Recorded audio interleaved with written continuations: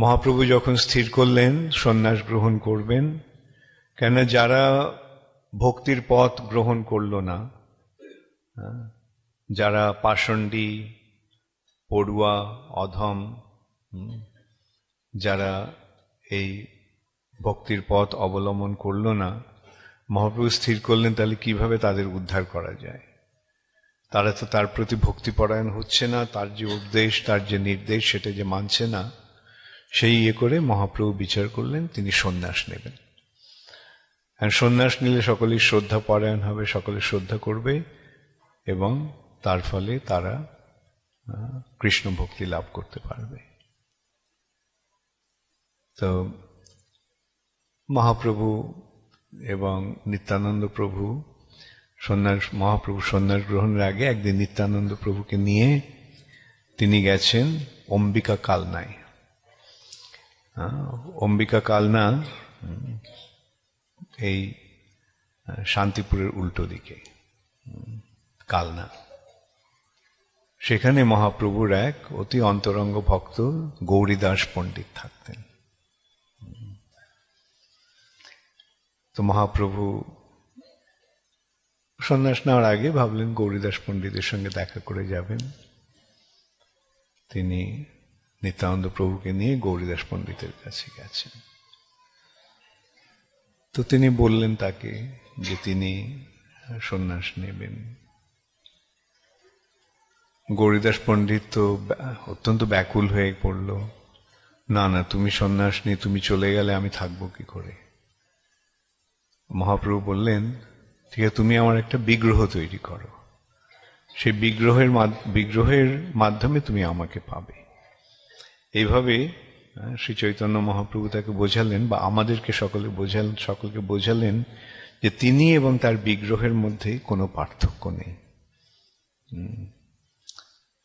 ঈশ্বর পরম কৃষ্ণ সচ্চিদানন্দ বিগ্রহ, তার যে বিগ্রহ, তার যে রূপ, সেটি সচ্চিদানন্দময়, সৎচিৎ আনন্দময়, চিন্ময়, গুণাবলীতে বিভূষিত। গৌরীদাস পণ্ডিত অত্যন্ত দক্ষ শিল্পী। তিনি মহাপ্রভু বললেন, তুমি আমার একটা মূর্তি তৈরি করো। সেখানে গৌরীদাস পণ্ডিত মহাপ্রভুর একটা বিগ্রহ তৈরি করলেন।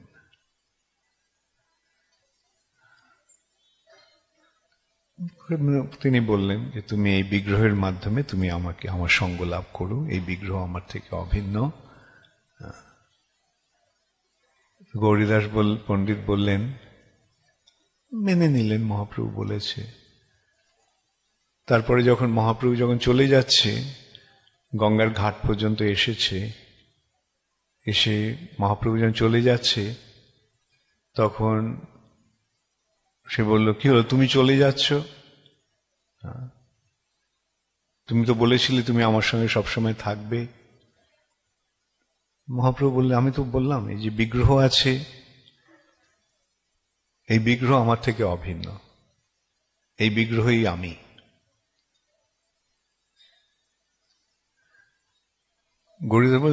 গৌরীদাস পণ্ডিত বললেন যে না, আমি তাকে চাই যে চলাফেরা করে, কথা বলে। মহাপ্রভু বললেন, আমার বিগ্রহ আমার থেকে অভিন্ন? বললেন, না, হয়তো চলে না, ফেরে না, কথা বলে না। মহাপ্রভু বললেন, ঠিক আছে। তো তিনি গিয়ে সেই বিগ্রহের কাছে দাঁড়ালেন, আর বিগ্রহ চলে এলো গঙ্গার ঘাটে হেঁটে হেঁটে। তখন গৌরীদাস পণ্ডিত, যখন মহাপ্রভু চলে যাচ্ছেন, গৌরীদাস পণ্ডিত বললেন, না, আমি তাকে চাই যে হাঁটা চলা করে, যে সজীব, যে সচল। তো এইভাবে বারবার মহাপ্রভু গেছেন, বিগ্রহ এসেছে, বিগ্রহ ফিরে গেছে, মহাপ্রভু এসেছে। এবার যে কতবার যে এইভাবে যাতায়াত হলো, তারপরে বোঝা গেল না কে আসল মহাপ্রভু আর কে বিগ্রহ।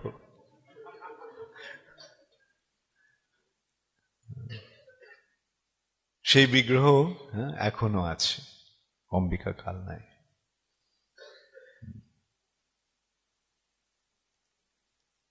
এবং এই বিগ্রহ এত সজীব যে গৌরীদাস পণ্ডিতের ভয় ছিল কখন এ চলে যাবে, চলে গেছেও এক সময়। গৌরীদাস পণ্ডিতের শিষ্য হৃদয় চৈতন্য,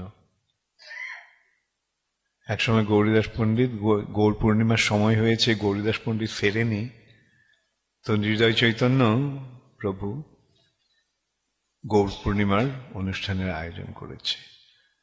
গৌরীদাস পণ্ডিত যখন ফিরে এসছেন, এসে দেখে তার শিষ্য গৌর পূর্ণিমার আয়োজন করে রেখেছে। তো তিনি অত্যন্ত কুপিত হলেন, একটু রাগান্বিত হলেন।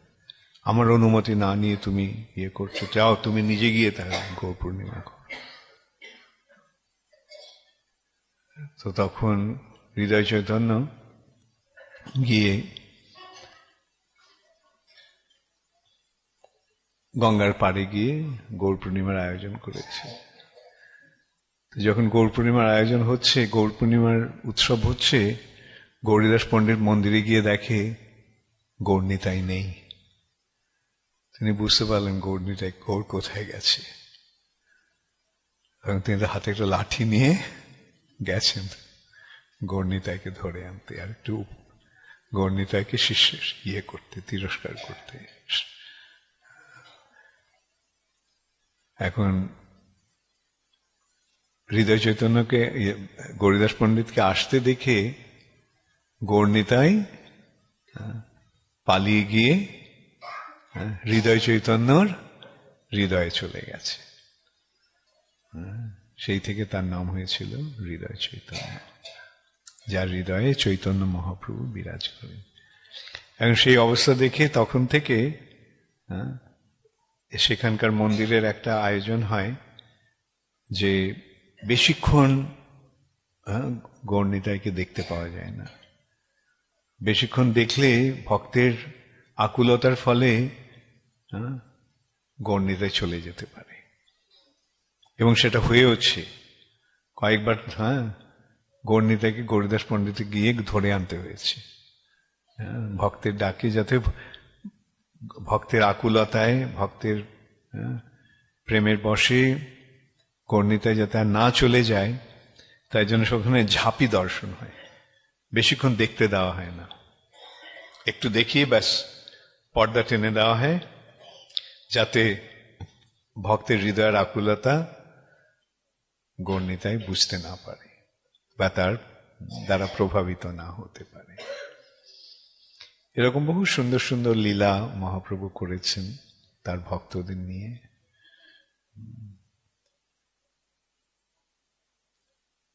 তারপর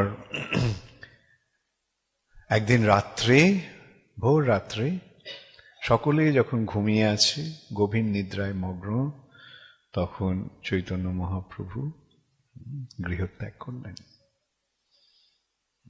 কেবল 3 জনকে নিয়ে, নিত্যানন্দ, মুকুন্দ আর দামোদর।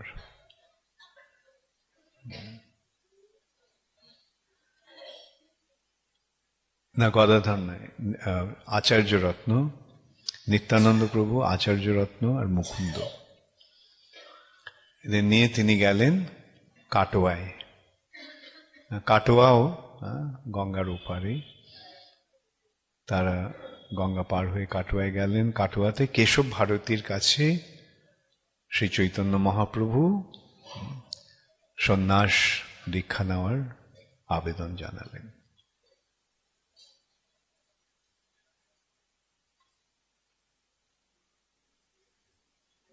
মহাপ্রভুর এই সন্ন্যাস নেওয়ার ইয়েটা অত্যন্ত মর্ম বিদারক। এই সম্বন্ধে বলা হয়েছে, একটা দৃষ্টান্ত দেওয়া হয়েছে যে সন্ন্যাস নেওয়ার সময় মস্তক মুন্ডন করতে হয়। মহাপ্রভুর খুব সুন্দর কোঁকড়ানো চুল ছিল, আর সেই চুলগুলি কেটে ফেলা হবে, মস্তক মুন্ডন করা হবে। এই সন্ন্যাসে মহাপ্রভু অ্যাকচুয়ালি একদণ্ড সন্ন্যাস গ্রহণ করেছিলেন কেশব ভারতীর কাছে। শঙ্কর সম্প্রদায়ের, শঙ্করাচার্যের সম্প্রদায়ের 10 নামে সন্ন্যাসের প্রচলন রয়েছে। সেটা একদণ্ড সন্ন্যাস, অর্থাৎ সন্ন্যাস গ্রহণের মাধ্যমে মুক্তি লাভ করা, ব্রহ্ম সাযুজ্য লাভ। মধু পণ্ডিত নামক, মধু নাপিত নামক এক নাপিতকে মহাপ্রভুর মস্তক মুন্ডন করতে ডাকা হয়েছিল। মহাপ্রভুর এই সুন্দর রূপ আর এত সুন্দর তার কেশদাম, সেটাকে মুন্ডন করা হবে, সেই শোকে মধু পণ্ডিত কাঁদছিল। মধু নাপিত কাঁদছিল, এবং বর্ণনা হয়েছে ভক্তি রত্নাকরে যে তার চোখের জল দিয়ে মধু নাপিত মহাপ্রভুর মস্তক ভিজিয়ে ক্ষৌরকর্ম করেছিল, এবং ক্ষৌরকর্ম করার পরে সে তার খুর গঙ্গায় ফেলে দিয়েছিল যে আমি আর কখনো অন্য কারোর মস্তক মুন্ডন করব না।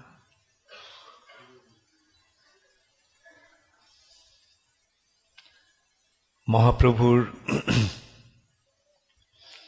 এই সন্ন্যাস লীলা দর্শন করে, সন্ন্যাস গ্রহণ দর্শন করে অনেকে উন্মাদের মতো হয়ে গিয়েছিল।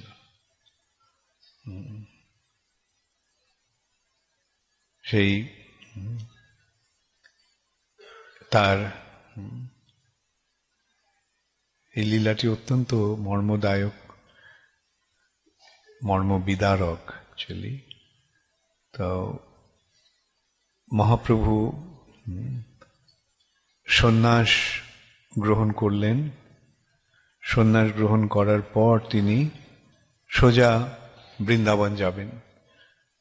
তিনি বৃন্দাবনের দিকে ছুটলেন। সঙ্গে তার যে 3 সঙ্গী, নিত্যানন্দ প্রভু, আচার্য রত্ন এবং মুকুন্দ, এরাও তার সঙ্গে সঙ্গে ছুটল।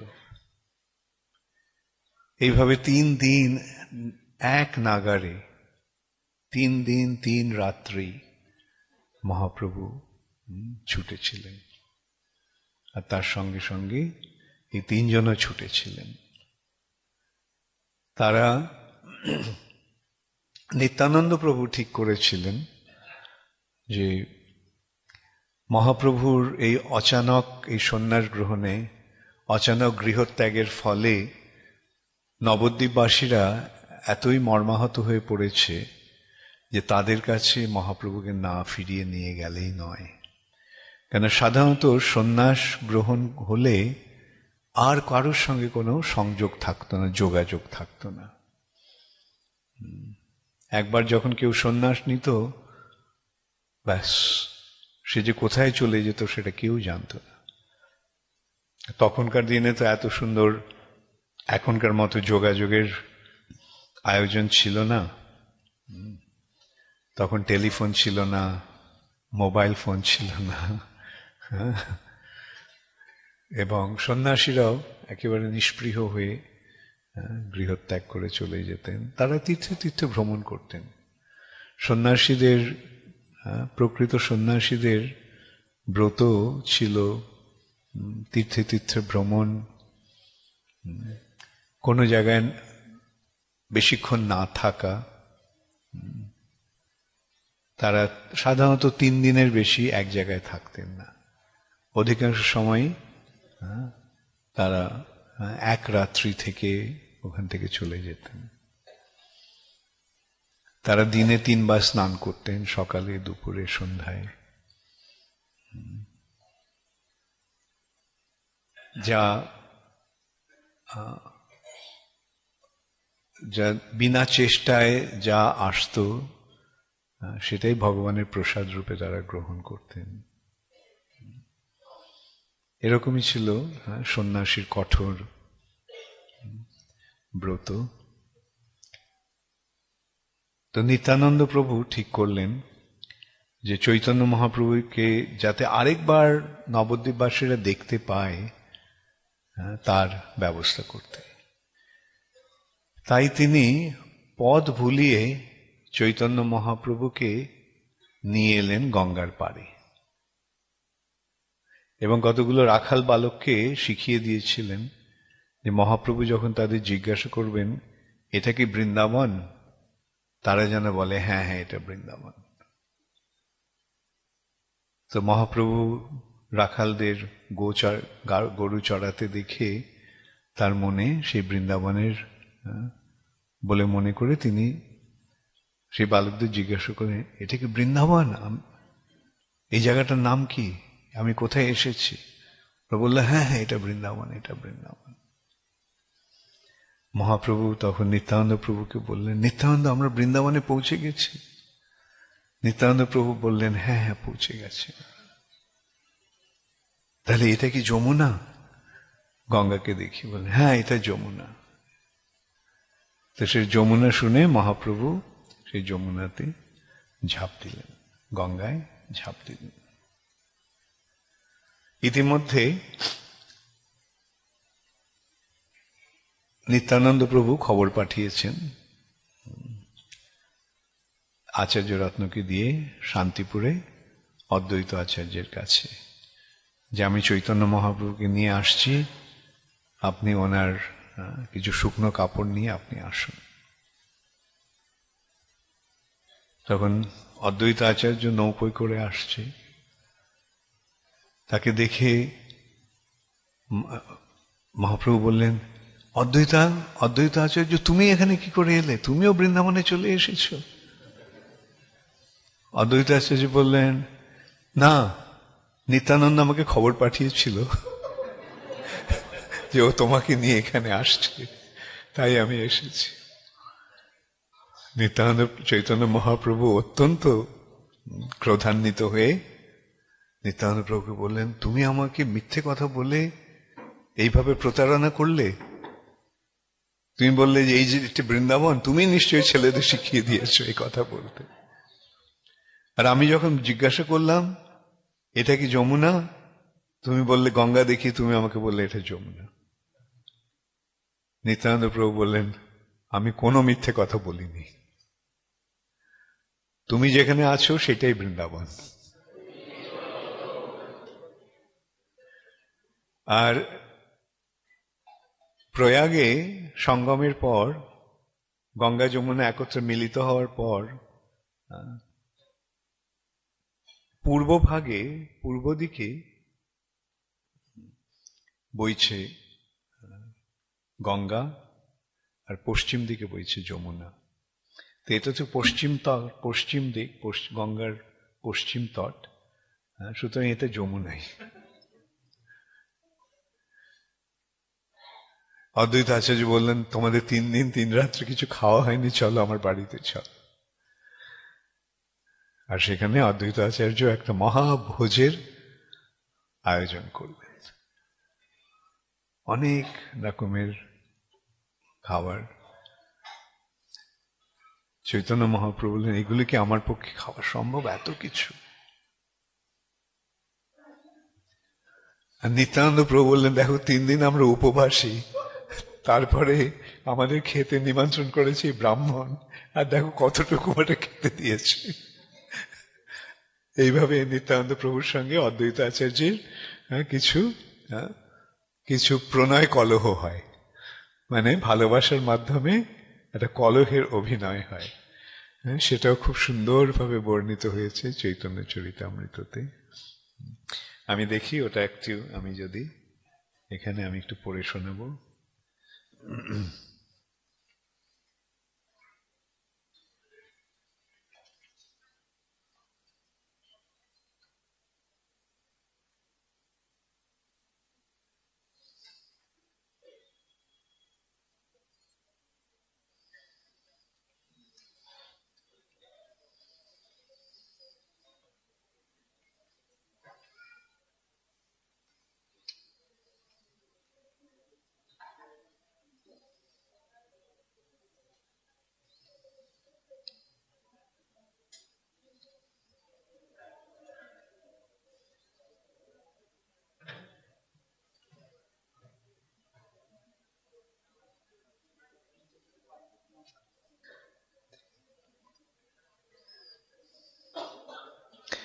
আচ্ছা, এখান থেকে আমি পড়ছি। কত রকমের প্রসাদ তারা করেছিল। তোমরা বাড়িতে গিয়ে এগুলো রান্না করার চেষ্টা করো। আচ্ছা, যেটা আমি বললাম, হ্যাঁ, যে এর আগে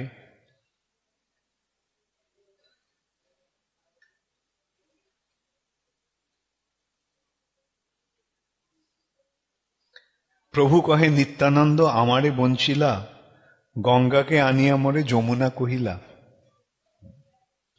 বোঝা যাচ্ছে তো? সকলে তো সরল বাংলায়। আচার্য কহে মিথ্যা নহে শ্রীপাদ বচন, যমুনাতে স্নান তুমি করিলা এখন। গঙ্গায় যমুনা বহে হইয়া এক ধার, পশ্চিমে যমুনা বহে পূর্বে গঙ্গাধার। পশ্চিম ধারে যমুনা বহে তাহা কইলে স্নান, আর্দ্র কৌপিন ছাড়ি শুষ্ক কর পরিধান। প্রেমাবেশে 3 দিন আছো উপবাস, আজি মোর ঘরে ভিক্ষা চলো মোর বাস। এক মুষ্টি অন্নময়ী করিয়াছ পাক, সুখা ব্যঞ্জন কইলু সুপ আর শাক। এত বলি নৌকায় চড়াইয়া নিল নিজ ঘর, পাদ প্রক্ষালন কইল আনন্দ অন্তর। প্রথমে পাক করিয়াছেন আচার্যানি, বিষ্ণু সমর্পণ কইল আচার্য আপনি। হ্যাঁ, যে অদ্বৈত আচার্যের গৃহিণী যে রান্না করেছিলেন সেগুলি শ্রী অদ্বৈত আচার্য ভগবানকে ভোগ দিলেন।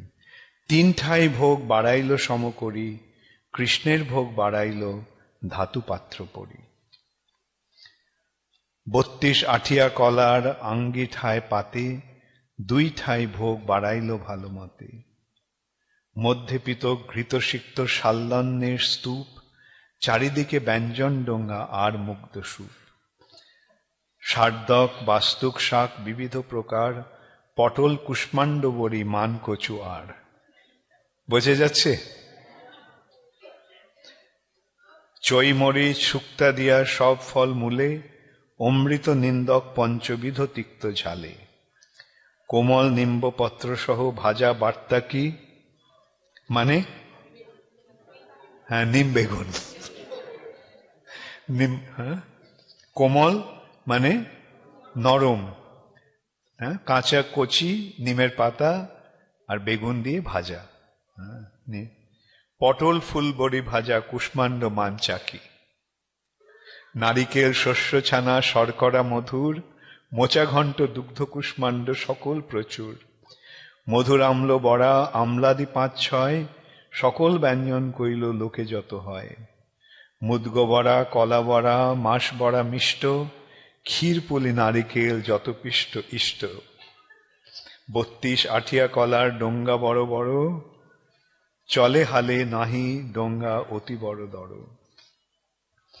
50 ডোঙ্গা ব্যঞ্জন পুরিয়া, 3 ভোগের আশপাশে রাখিলা ধরিয়া। সঘৃত পায়স সব নব মৃৎকুণ্ডিকা ভরিয়া, 3 পাত্রে ঘনাবর্ত দুগ্ধ রাখেতে ধরিয়া। দুগ্ধ চিরা কলার দুগ্ধ লকলকি, যতেক করিলা তাহা কহিতে না সকি। 2 পাশে ধরিল সব মৃৎকুণ্ডিকা ভরি, চাপা কলা দধি সন্দেশ কহিতে না পারি। অন্ন ব্যঞ্জন উপরে দিল তুলসী মঞ্জরি, 3 জল পাত্রে সুবাসিত জল ভরি। 3টে জায়গায় করেছে। হ্যাঁ, কৃষ্ণকে একটা ভোগ, চৈতন্য মহাপ্রভুকে একটা ভোগ, নিত্যানন্দ প্রভুকে একটা ভোগ। 3 শুভ্র পীঠ তার উপরি বসন, এই রূপে সাক্ষাৎ কৃষ্ণে করাইল ভোজন। আরতির কালে 2 প্রভু বলাইল, প্রভু সঙ্গে সব আসি আরতি দেখিল।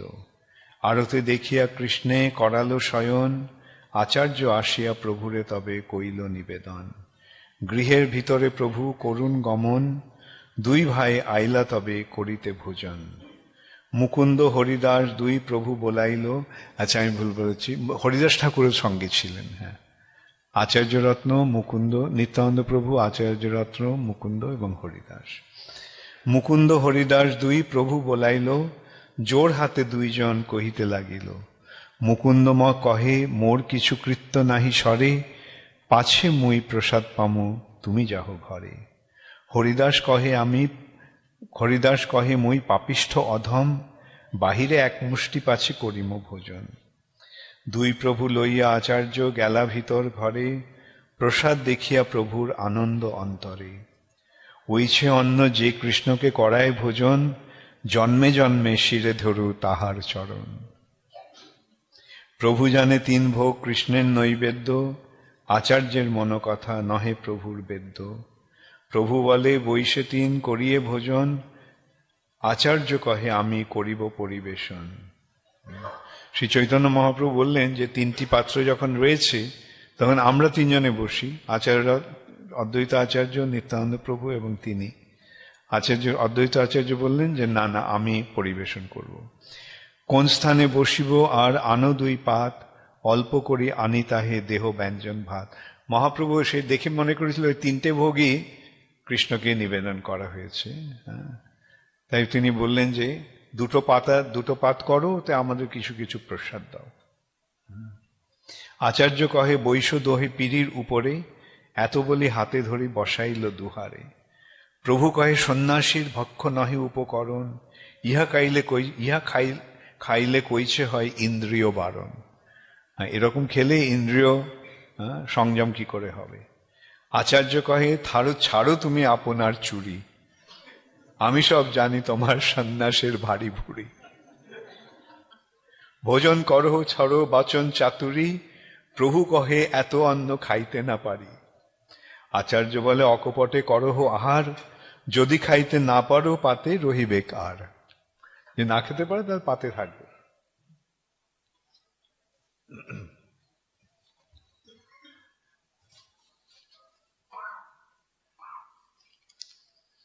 আচার্য বলে নীলাচলে খাও 54 বার, একবার অন্ন খাও শত শত বার। আমি জানি নীলাচলে জগন্নাথ পুরীতে তুমি 54 বার খাও, আর এক একবারে শত শত ভার অন্ন খাও তুমি। 3 জনের ভক্ষপিণ্ড তোমার 1 গ্রাস, এই 3 জনের ভক্ষপিণ্ড তোমার 1 গ্রাস, তার লেখায় এই অন্ন নহে পঞ্চগ্রাস। মোর ভাগ্যে মোর ঘরে তোমার আগমন, ছাড়হ চাতুরি প্রভু করহ ভোজন। এত বলি জল দিল 2 গোসাইয়ের হাতে, হাসিয়া লাগিল দুহে ভোজন করিতে। নিত্যানন্দ কহে কইলু 3 উপবাস, আজি পারনা করিতে ছিল বড় আশ। আজি পারনা করিতে ছিল বড় আশ। আজি উপবাস হইল আচার্য নিমন্ত্রণে, অর্ধ পেট না ভরিবে এই গ্রাসে কন্যে।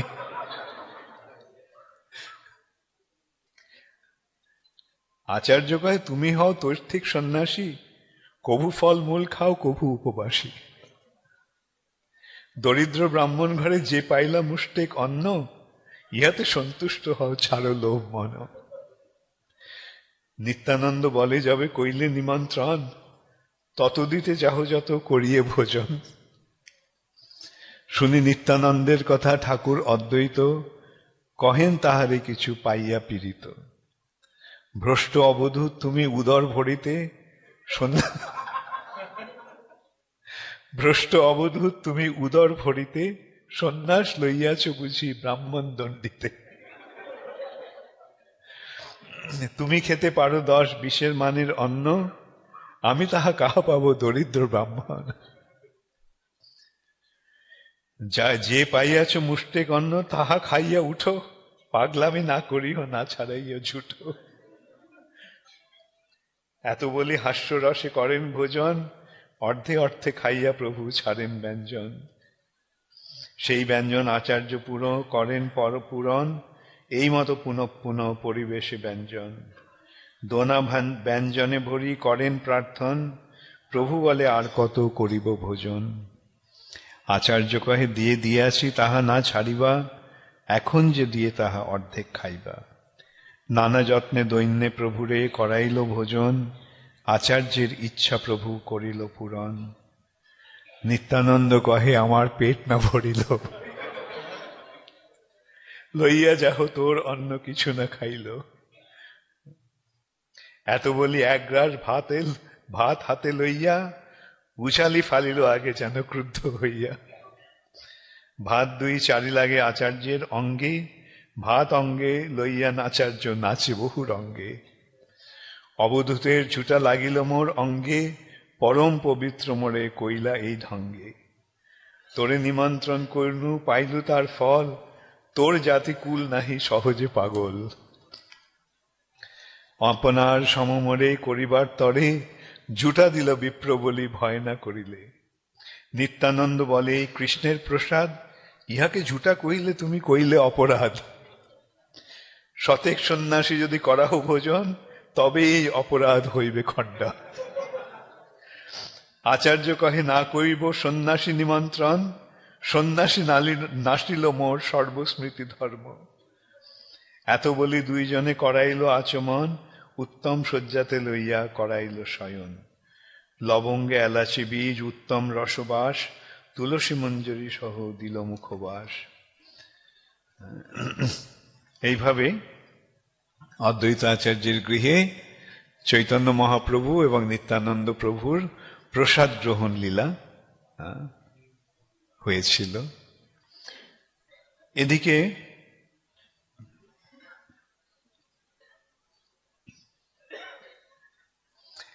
খবর পাঠানো হয়েছে নবদ্বীপে চৈতন্য মহাপ্রভু এসেছেন শান্তিপুরে, তাই সমস্ত নবদ্বীপবাসী ছুটে এসেছেন। নবদ্বীপবাসী মানে মায়াপুরবাসী, তখন এটাই ছিল নবদ্বীপ।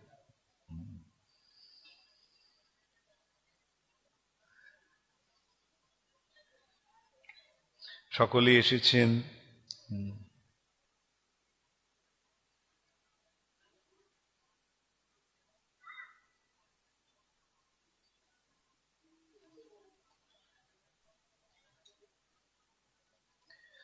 যখন একবার চৈতন্য চরিতামৃত পড়তে শুরু করি তখন আর থামতে ইচ্ছে করে না।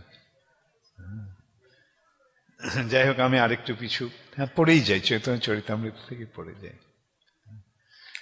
এটা ভালো লাগছে না চৈতন্য চরিতামৃত থেকে শুনতে? শান্তিপুরের লোক শুনি প্রভুর আগমন, দেখিতে আইলা লোক পুরো প্রভুর চরণ। হরি হরি বলে লোক আনন্দিত হইয়া, চমৎকার পাইল প্রভুর সৌন্দর্য দেখিয়া। গৌরদেহ কান্তি সূর্য জিনিয়া উজ্জ্বল, অরুণ বস্ত্র কান্তি তাহে করে ঝলমল। আইসে যায় লোক হর্ষে নাহি সমাধান, লোকের সংঘট্টে দিন হইল অবসান। সন্ধ্যাতে আচার্য আরম্ভিল সংকীর্তন, আচার্য নাচেন প্রভু করেন দর্শন। নিত্যানন্দ গোসাই বলে আচার্য ধরিয়া, হরিদাস পাছে নাচে হরষিত হইয়া। কি কহিব রে সখী আজুক মোর, আজুক আনন্দ ওর, চিরদিনে মাধব মন্দিরে মোর। অদ্বৈত আচার্য প্রভু গাইলেন, কি কহিব রে সখী আজুক আনন্দ ওর, চিরদিনে মাধব মন্দিরে মোর। হে সখী, আমি কি বলবো, আজ আমি সবচাইতে গভীর অপ্রাকৃত আনন্দ অনুভব করলাম। বহুদিন পর কৃষ্ণ আজ আমার ঘরে এসেছে। এই পদ গাওয়াইয়া হর্ষে করেন নর্তন, শ্বেত কম্প পুলকাশ্রু হুঙ্কার গর্জন। ফিরি ফিরি কভু প্রভুর ধরেন চরণ, চরণে ধরিয়া প্রভুরে বলেন বচন। অনেক দিন তুমি মোরে বাড়াইলা ভান্ডিয়া, ঘরেতে পাইয়াছি এবে রাখিব বান্ধিয়া। এত বলি আচার্য আনন্দে করেন নর্তন, প্রহরেক রাত্রি আচার্য কইল সংকীর্তন। প্রেমের উৎকণ্ঠা প্রভুর নাহি কৃষ্ণ সঙ্গ, বিরহে বাড়িল প্রেমা জ্বালার তরঙ্গ। ব্যাকুল হইয়া প্রভু ভূমিতে পড়িলা, গোসাই দেখিয়া আচার্য নৃত্য সম্ভারিলা। প্রভুর অন্তর মুকুন্দ জানে ভালো মতে, ভাবের সদৃশ পদ লাগিল গাহিতে। আচার্য উঠাইল প্রভুকে করিতে নর্তন, পদ শুনে প্রভুর অঙ্গ না যায় ধরন। অশ্রুকম্প পুলক শ্বেদ গদগদ বচন, ক্ষণে উঠে ক্ষণে পরে ক্ষণিক রোদন। হাহা প্রিয় প্রাণসখী কি না হইল মোরে, কানু প্রেম বিষে মোর তনু মন জরে। রাত্রি দিনে পড়ে মন সোয়াস্তি না পাও, যাহা গেলে কানু পাও তাহা উড়ি যাও। এই পদ গায়ে মুকুন্দ মধুর সুস্বরে, শুনিয়া প্রভুর চিত্ত অন্তরে বিদরে। নির্বেদ বিষাদ হর্ষ চাপল্য গর্ব দৈন্য, প্রভুর সহিত করে ভাব সৈন্য। জড় জড় হইল প্রভু ভাবের প্রহারে, ভূমিতে পড়িল শ্বাস নাহিক শরীরে। দেখিয়া চিন্তিত হইলা যত ভক্তগণ, আচম্বিতে উঠে প্রভু করিয়া গর্জন। বল বল বলে নাচে আনন্দে বিউফল, বুঝানো না যায় পাব তরঙ্গ প্রবল। নিত্যানন্দ সঙ্গে বুলে প্রভুকে ধরিয়া, আচার্য হরিদাস বুলে পাছে তো নাচিয়া। এই মতো প্রহরে নাচে প্রভু রঙ্গে, কভু হর্ষ কভু বিষাদ ভাবের তরঙ্গে। 3 দিন উপবাসে করিয়া ভোজন, উদ্দণ্ড নৃত্যেতে প্রভুর হইল পরিশ্রম। তবু তো না জানে শ্রম প্রেমাবিষ্ট হইয়া, নিত্যানন্দ মহাপ্রভুকে রাখিল ধরিয়া। আচার্য গোসাই তবে রাখিল কীর্তন, নানা সেবা করি প্রভুকে করাইল শয়ন। এই মতো 10 দিন ভোজন কীর্তন, এক রূপে করে প্রভুর সেবন। প্রভাতে আচার্য রত্ন দোলায় চড়াইয়া, ভক্তগণ সঙ্গে আইলা সচিমাতা লইয়া। আচার্য রত্ন গিয়েছিলেন নবদ্বীপে সকলকে খবর দিতে। তিনি সকালবেলা এইভাবে রাত্রি কাটলো সংকীর্তন আনন্দে নৃত্য করে। সকালবেলা আচার্য রত্ন এলেন নবদ্বীপ থেকে ভক্তদের সঙ্গে নিয়ে, সচিমাতাকে দোলায় চড়িয়ে নিয়ে এলেন। নদিয়া নগরের লোক স্ত্রীবৃদ্ধ সকল, সর্বলোক আইল হইল সংগঠ্য সমৃদ্ধ। প্রাতঃকাল করে নাম সংকীর্তন, সচিমাতা লইয়া আইলা অদ্বৈত ভবন। শচী আগে পড়িলা প্রভু দণ্ডবৎ হইয়া, কাঁদিতে লাগিলা শচী কোলে উঠাইয়া। দোহার দর্শনে দুহে হইলা বিহ্বল, কেশ না দেখিয়া শচী হইলা বিকল। মায়ের কি অবস্থা!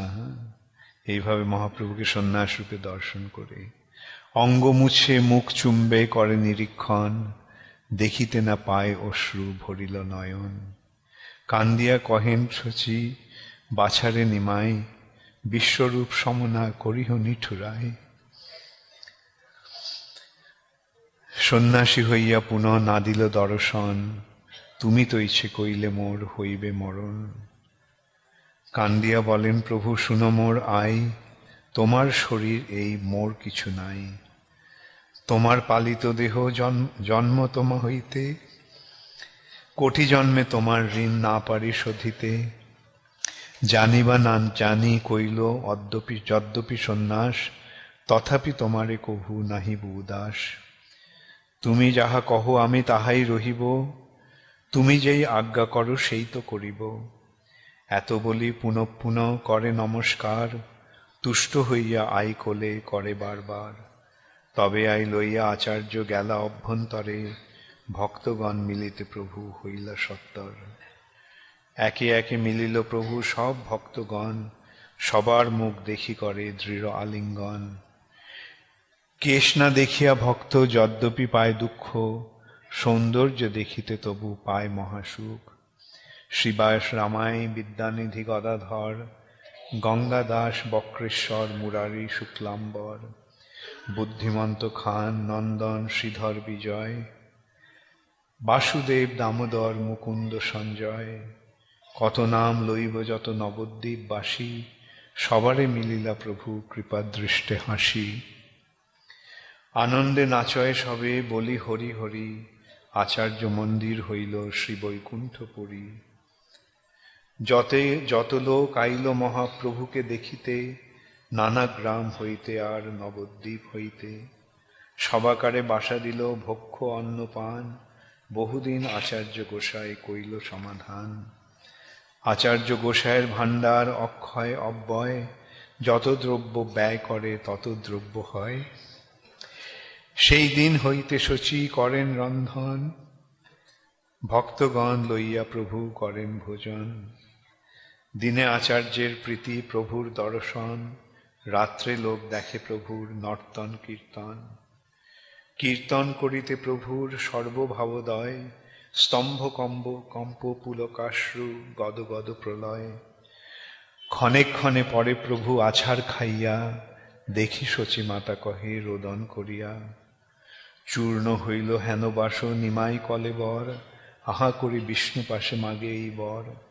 বাল্যকাল হইতে তোমার যে কইল সেবন, তার এই ফল মোরে দেহ নারায়ণ। যে কোলে নিমাই পড়ে ধরণী উপর, ব্যথা যেন নাহি লাগে।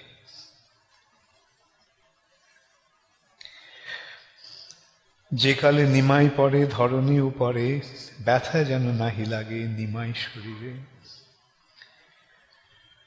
এই মতো শচীদেবী বাৎসল্যে বিহ্বল, হর্ষভর দৈন্য ভাবে হইল বিকল। শিবাসাদি যত প্রভুর বিপ্র ভক্তগণ, প্রভুকে ভিক্ষা দিতে হইল সবাকার মন।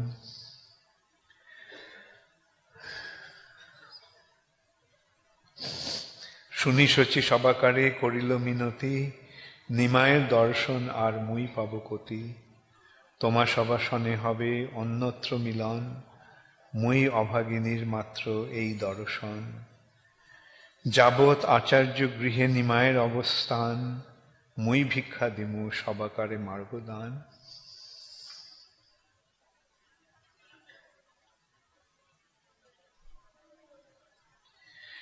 শুনি ভক্তগণ কহে করি নমস্কার, মাতার যে ইচ্ছা সেই সম্মত সবার। মাতার ব্যগ্রতা দেখি প্রভুর ব্যগ্র মন, ভক্তগণ একত্রে করিব লীলা বচন।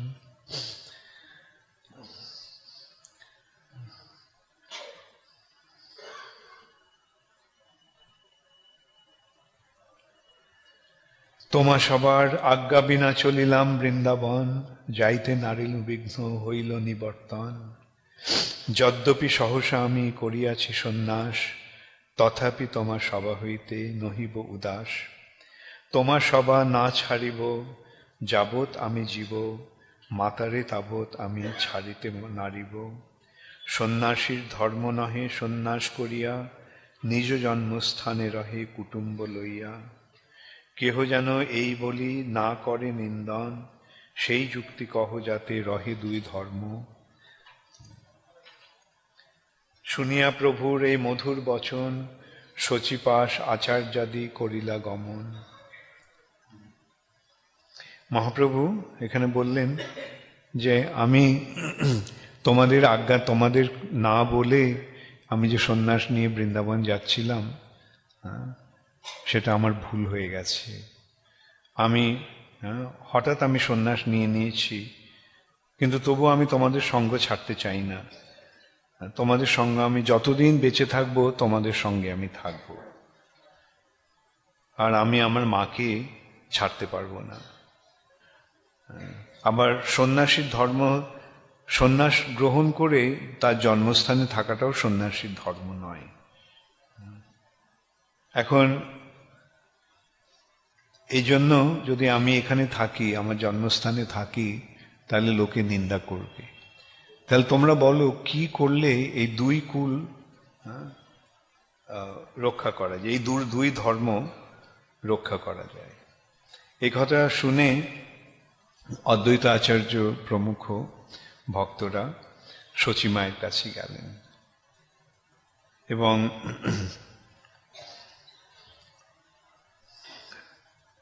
তখন শচীমাতা বললেন, প্রভুর নিবেদন তারে সকল কহিলাম। শুনি শচী জগন্মাতা কহিতে লাগিল, দেহ যদি ইহা রহে তবে মোর সুখ, তার নিন্দা হয় যদি সেহ মোর দুঃখ। ও যদি এখানে থাকে তাহলে আমার সুখ হবে, কিন্তু লোকে যদি তার নিন্দা করে তাহলে সেটা আমার দুঃখ কারণ হবে। তাতে এই যুক্তি ভালো মোর মনে লয়, নীলাচলে রহে যদি দুই কার্য হয়। চৈতন্য মহাপ্রভু যে নীলাচলে থাকেন, জগন্নাথ পুরীতে থাকে, তাহলে দুটো কার্যই হবে। আমি ওর সংবাদ পাবো, খবর পাবো। নীলাচল নবদ্বীপে যেন দুই ঘর, লোক গতাগতি বার্তা পাবো নিরন্তর। তুমি সব করিতে পারো গমনাগমন, গঙ্গা স্নানে কভু হবে তার আগমন। আপনার দুঃখ সুখ তাহা নাহি গণি, তার যদি সুখ তাহা নিজ সুখ মানি। শুনি ভক্তগণ তারে করিল স্তবন, বেদ আজ্ঞা জইছে মাতা তোমার বচন। ভক্তগণ প্রভু আগে আসিয়া কহিল, শুনিয়া প্রভুর মনে আনন্দ হইল। যদিও সন্ন্যাস গ্রহণ করার পর সাধারণত সন্ন্যাসীরা বেরিয়ে যান এবং সারাক্ষণ এক স্থান, এক তীর্থ থেকে আরেক তীর্থে ভ্রমণ করতে থাকেন, কিন্তু এইভাবে সচিমাতার নির্দেশে শ্রী চৈতন্য মহাপ্রভু নীলাচলে থাকতে স্থির করলেন। মহাপ্রভু বললেন তার ভক্তদের যে আমি তোমাদের সঙ্গে থাকতে চাই আজীবন। আবার এদিকে সন্ন্যাসী হয়ে যদি জন্মস্থানে থাকি তাহলে লোকে নিন্দা করবে, তাহলে কি করা যায়? তখন সচিমাতা এই সমস্যার সমাধান করলেন। তিনি বললেন তুমি নীলাচলে থাকো, তাহলে সেখান থেকে লোকেরা গঙ্গা স্নান করতে এখানে আসবে, আর তোমরাও এখান থেকে পুরীতে যেতে পারবে। এখান থেকে অনেকে পুরীতে যাবে, আর পুরী থেকে অনেকে এখানে আসবে। এইভাবে আমি তার সংবাদ পাব।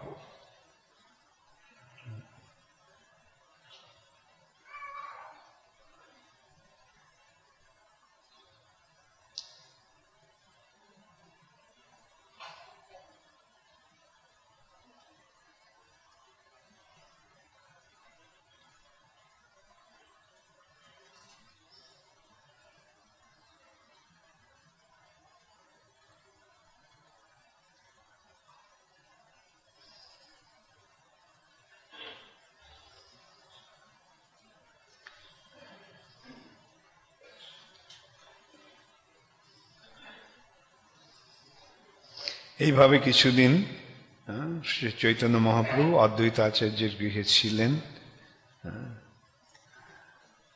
তারপর তিনি নিত্যানন্দ প্রভু, জগদানন্দ পণ্ডিত, দামোদর পণ্ডিত আর মুকুন্দ দত্ত এইজন সঙ্গে তিনি গেলেন নীলাচলের দিকে যাত্রা করলেন চৈতন্য মহাপ্রভু। নিত্যানন্দ প্রভু, জগদানন্দ পণ্ডিত, দামোদর পণ্ডিত আর মুকুন্দ দত্ত এদের নিয়ে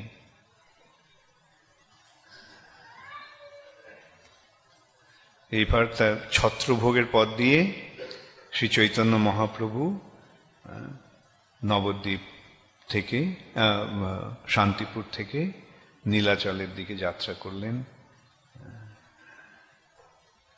মহাপ্রভুর এই নীলাদ্রি গমনের বর্ণনা, নীলাচলে যাওয়ার বর্ণনা চৈতন্য ভাগবতে বৃন্দাবনদাস ঠাকুর বিস্তারিতভাবে বর্ণনা করেছেন।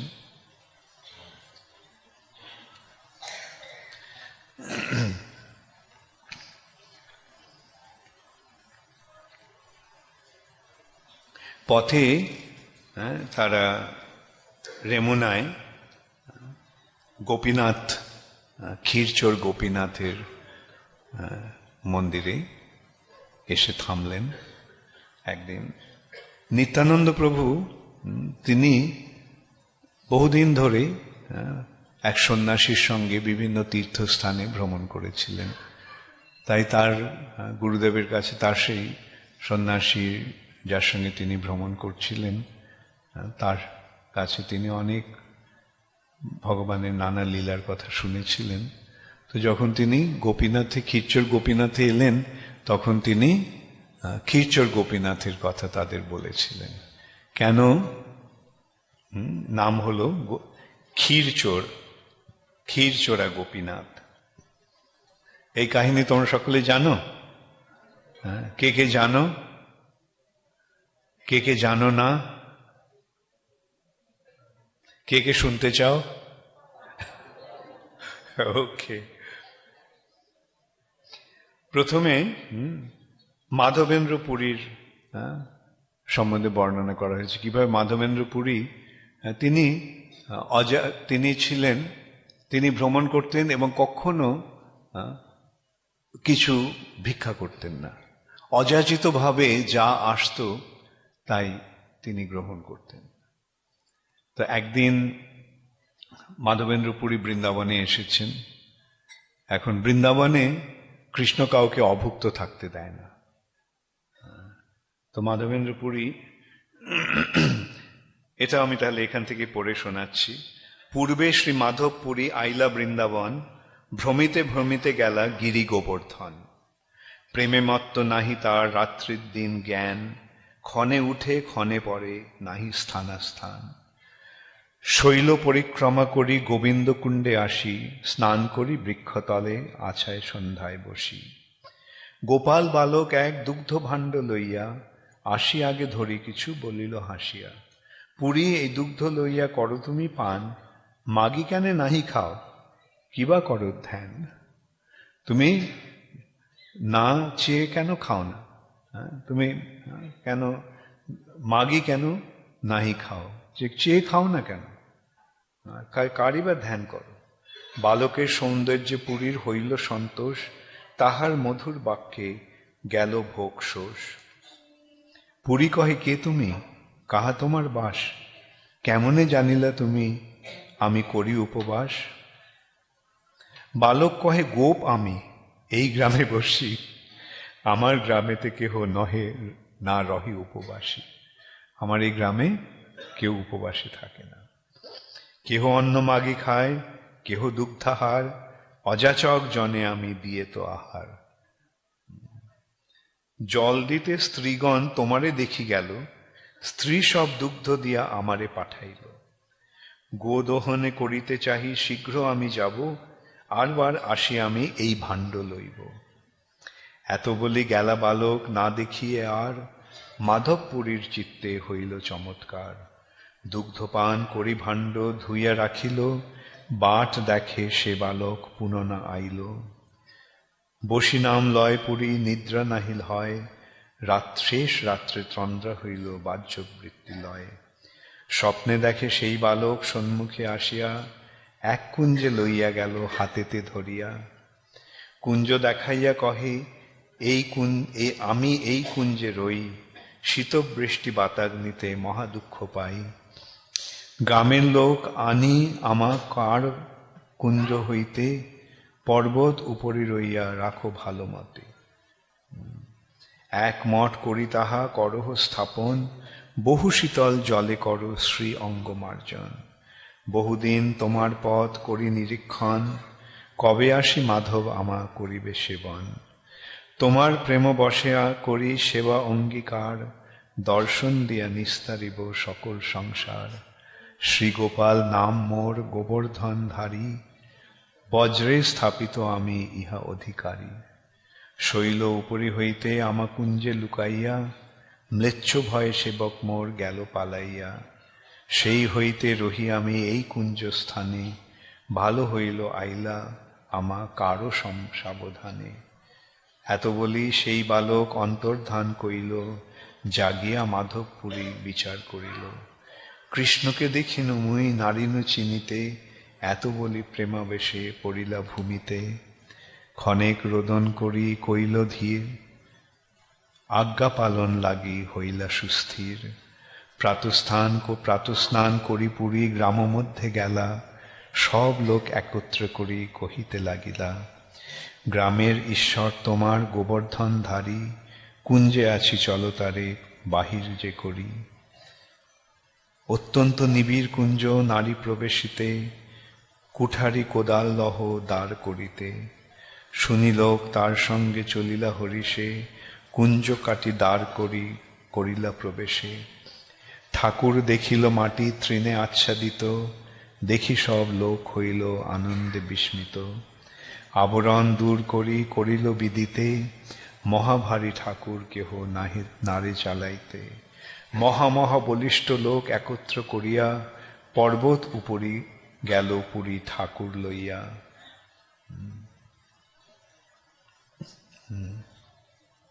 বোঝা গেল যেটা আমি পড়লাম? মাধবেন্দ্র পুরী বৃন্দাবনে গোবর্ধনে তিনি বৃন্দাবন প্রদক্ষিণ করে গোবিন্দ কুণ্ডে তিনি স্নান করে গাছের নিচে বসে আছেন। তখন একটা বালক, খুব সুন্দর দেখতে, সে এসে দুধ নিয়ে এসে তাকে বললো যে এই দুধটা তুমি খাও।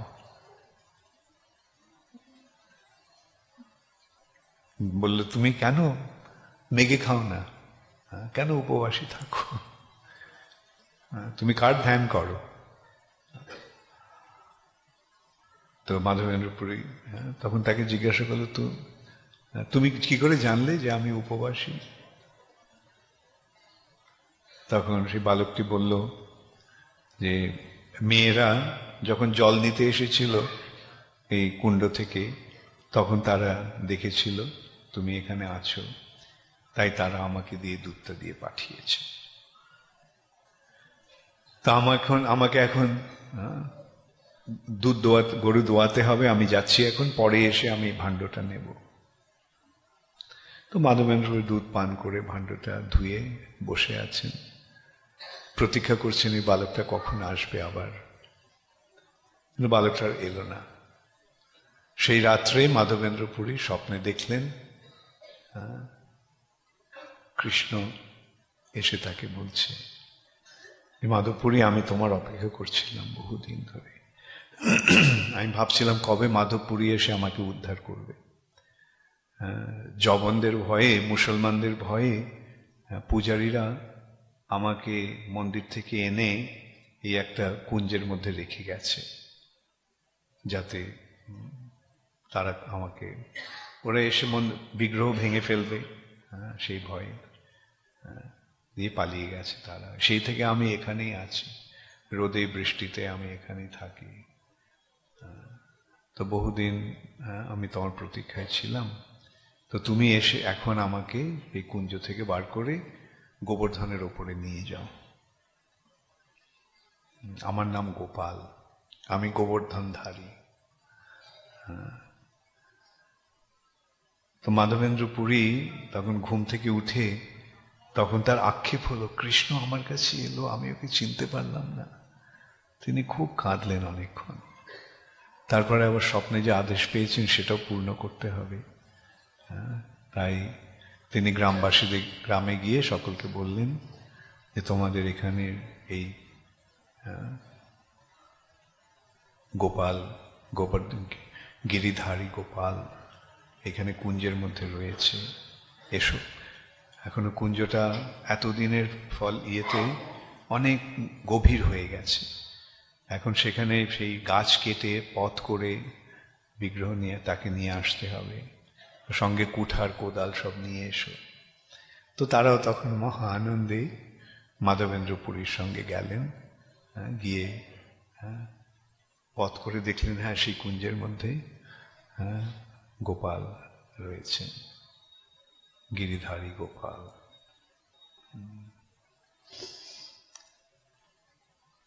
সেই গোপালই এখন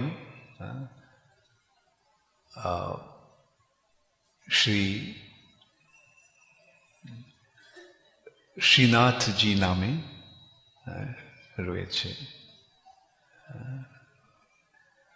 পূজিত হচ্ছে বল্লভ সম্প্রদায়ের। এটা আরেকটা যাই হোক। তো এইভাবে গোপালকে মাধবেন্দ্র পুরী উদ্ধার করে গোবর্ধনের উপর স্থাপন করলেন। তারপরে মহা আড়ম্বরে সেই গোপালের স্থাপনা হলো, শত শত কলসিতে ভরে গোপালকে স্নান করানো হলো। তারপরে গোপালের ভোগের জন্য গ্রামবাসীরা অন্নকূট করলেন, এতদিন গোপাল খায়নি, সুতরাং অন্নের পাহাড়, অন্নকূট, সমস্ত নানা রকম সমস্ত উপাদেয় ব্যঞ্জন ইত্যাদি রান্না করে তারা গোপালকে ভোগ দিলেন। এবং এরপরে পরের দিনের পর দিন এইভাবে বিভিন্ন গ্রামের লোকেরা এসে, অন্যান্য গ্রামের লোকেরা এসে সেই খবর পেয়ে তারাও এসে এইভাবে গোপালকে ভোগ দিলেন। এইভাবে গোপালের স্থাপনা হলো। তা এক সময় বৃন্দাবনে তো খুব গরম পড়ে।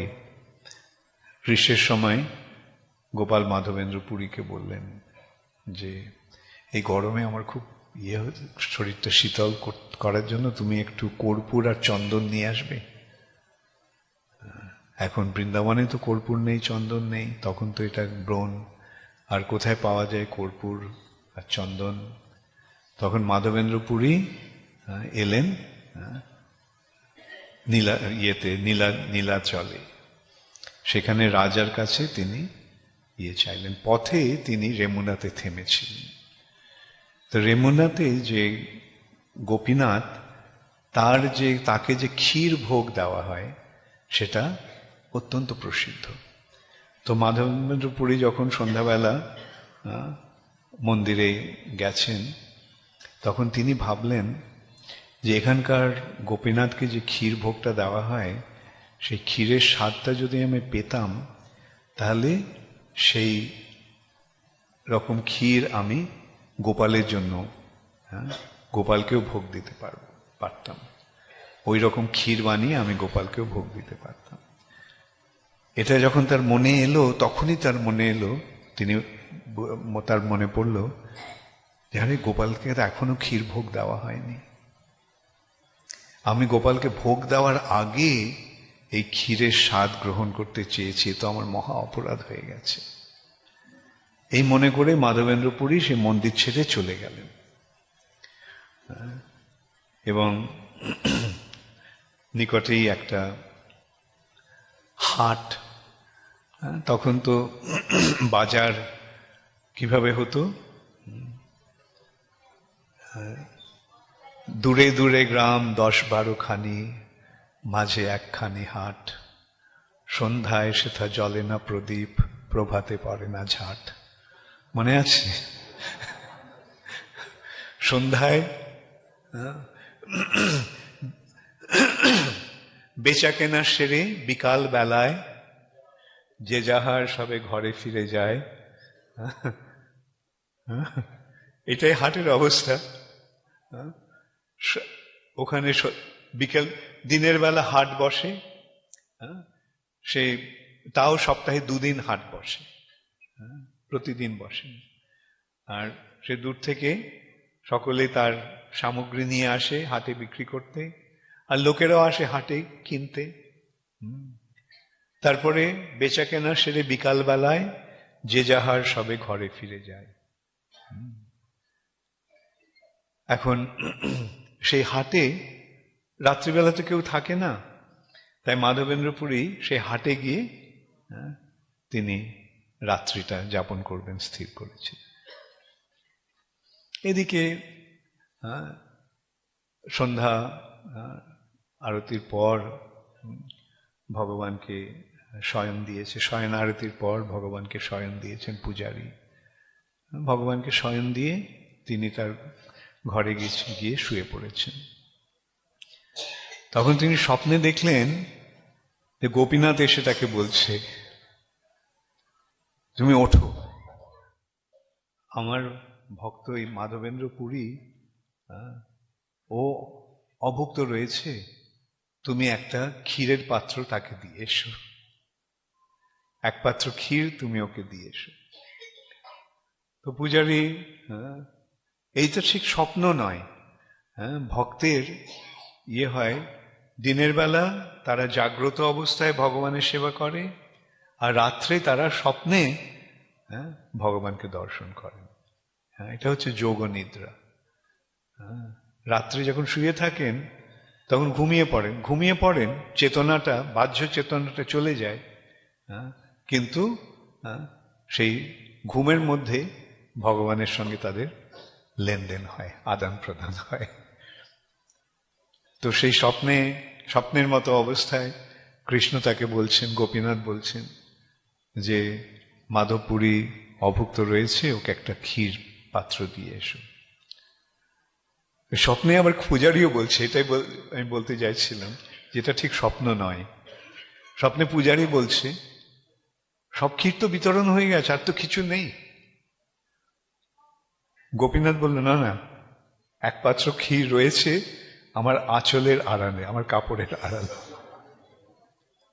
তো সেটা তুমি নিয়ে দিয়ে এসো। তো পূজারী ঠিক দেখো কিরকম ভক্তি, বা এটা কিরকম তাদের বাস্তব ভগবানের সঙ্গে তার যোগাযোগ। তিনি স্বপ্নে তিনি মনে করলেন আরে এটা তো স্বপ্ন। তিনি কি করলেন, সঙ্গে সঙ্গে উঠে গিয়ে স্নান করলেন, এবং স্নান করে মন্দিরে গেছেন। গিয়ে দেখছেন যে সেখানে সত্যি সত্যি গোপীনাথের কাপড়ের আড়ালে এক পাত্র ক্ষীর রয়েছে। মাধবেন্দ্র পুরীর জন্য গোপীনাথ ক্ষীর চুরি করেছেন, তাই জন্য তার নাম হলো ক্ষীর চোর গোপীনাথ। তিনি সেই পূজারী তখন সেই ক্ষীরের ভাণ্ডটা নিয়ে তিনি গেছেন সেই হাটে, গিয়ে ডাকছেন মাধবপুরী মাধবপুরী। তো মাধবেন্দ্র পুরী উঠে এসে বলেন, কি হয়েছে? বলেন যে গোপীনাথ এই ক্ষীরটা পাঠিয়ে দিয়েছে তোমার জন্য। তো মাধবেন্দ্র পুরী বললেন, এবং তিনি সমস্ত বৃত্তান্তটা মাধবেন্দ্র পুরীকে বললেন কি হয়েছে। তো মাধবেন্দ্র পুরী গভীর আনন্দের সঙ্গে এবং চোখের জল ফেলতে ফেলতে গোপীনাথের এই কৃপা উপলব্ধি করে সেই ক্ষীরটি পাত্রটি গ্রহণ করলেন। পূজারী তাকে ক্ষীরটি দিয়ে চলে গেছেন। মাধবেন্দ্র পুরী বুঝতে পারলেন যে এই ঘটনার কথা তো ছড়িয়ে পড়বে, আর ছড়িয়ে পড়লে লোকেরা আমাকে দেখতে আসবে, আমার প্রতিষ্ঠা হবে। অতএব সেই মনে করে মাধবেন্দ্র পুরী সেই রাত্রি সেখান থেকে চলে গেল। সেই সূত্রে বলা হচ্ছে যে বৈষ্ণবী প্রতিষ্ঠা এরকমই। বৈষ্ণব ভগবানের ভক্ত প্রতিষ্ঠাকে এড়িয়ে চলেন, প্রতিষ্ঠা পেতে চান না, প্রতিষ্ঠা চান না। তিনি প্রতিষ্ঠাকে এড়িয়ে যান, কিন্তু প্রতিষ্ঠা তার পেছন পেছন যায়। যদিও ভক্ত প্রতিষ্ঠাকে এড়িয়ে যেতে চান, কিন্তু প্রতিষ্ঠা ভক্তের পেছনে পেছনে যায়। মাধবেন্দ্র পুরী যদিও প্রতিষ্ঠাকে এড়াবার জন্য সেখান থেকে রাত্রে চলে গেলেন, কিন্তু তার এই যে কাহিনীটি, এই যে ঘটনাটি সর্বত্র ছড়িয়ে পড়েছিল, এবং যার ফলে আজও আমরা মাধবেন্দ্র পুরীর সেই ভক্তির মহিমা এবং গোপীনাথের, তার প্রতি গোপীনাথের কৃপার কথা আমরা আজও এখন জানতে পারছি, শুনতে পারছি এবং কীর্তন করছি।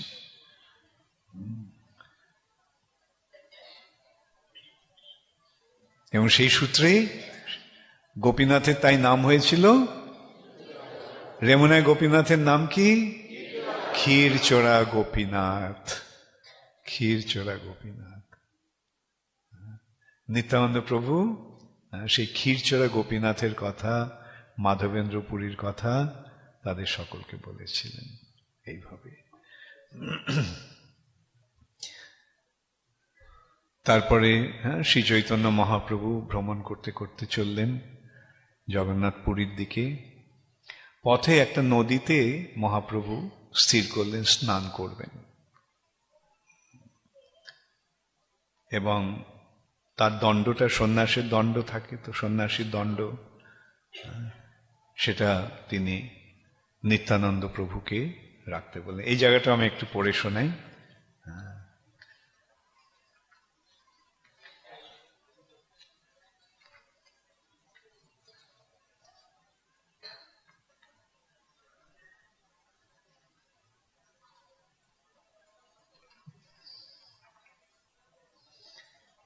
নিত্যানন্দ প্রভু এই সঙ্গে সাক্ষী গোপালের কথাও বলেছিলেন।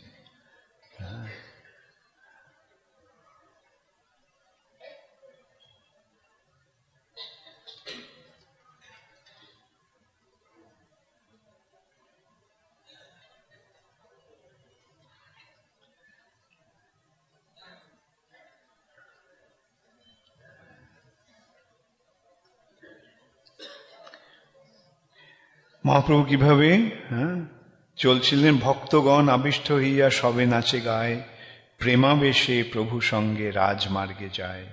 হাসে কান্দে নাচে প্রভু, হুঙ্কার গর্জন, তিন ক্রোশ পথ হইল সহস্র যোজন। চলিতে চলিতে প্রভু আইলা 18 নালা, তাহা আসি প্রভু কিছু বাহ্য প্রকাশিলা। 18 নালায় এসে, একটা নদীর নাম, জগন্নাথপুরীতে যেতে এই জায়গাটি আসে 18 নালা। সেই 18 নালায় এসে